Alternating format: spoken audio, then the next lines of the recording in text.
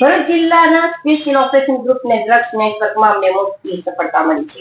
અંકલેશ્વર શહેર B division police સ્ટેશનમાં નોંધાયેલા 11,72,000ના હેરોઇન કેસમાં લાંબા સમયથી ફરાર રહેલા મુખ્ય આરોપીને એસઓજી ટીમે બાતમીના આધારે ઝડપી પાડ્યો છે.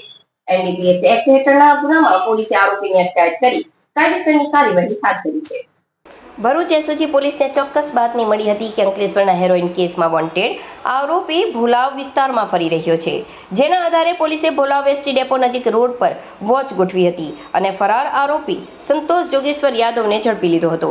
પકડાયેલા આરોપી સંતોષ યાદવ મૂળ અંકલેશ્વર લક્ષ્મણનગર મારુતિધામ 2 પાસેનો રહેવાસી છે. ગત 13 જાન્યુઆરી 2026ના રોજ ભરૂચ એસઓજી પોલીસને બાતમી મળી હતી કે અંકલેશ્વરના સારંગપુર ગામે આદર્શનગરમાં રહેતો રાકેશ મંડલ વતનમાંથી ડ્રગ્સનો જથ્થો લઈને આવવાનો છે. પીઆઈ એચ છૈયા અને તેમની ટીમે અંકલેશ્વર જેડીસી ડેપો ખાતે વોચ ગોઠવી હતી. એસટી ડેપોમાંથી રાકેશ મંડલ અને દીપકસિંહ નામના 2 શખ્સો આવતા જ પોલીસે તેમને આંતર્યા હતા. બેગમાંથી મળ્યું હતું મિક્સ હેરોઇન.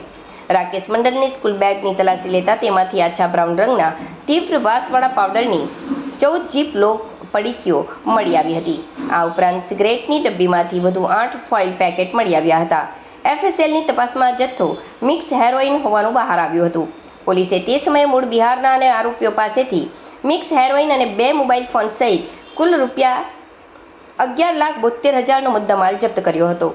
પૂછપરછ દરમિયાન સામે આવ્યું હતું કે આ જથ્થો સંતોષ યાદવે મંગાવ્યો હતો, જેથી પોલીસે તેને વોન્ટેડ જાહેર કર્યો હતો, જે હવે પોલીસ સકંજામાં આવી ગયો છે. અત્રે ઉલ્લેખનીય છે કે અગાઉ ઝડપાયેલા 2 આરોપી અંકલેશ્વર યુનિયન બેંક લૂંટ અને ફાયરિંગ કેસના પણ સંડોવાયેલા હિસ્ટ્રી સીટર હતા.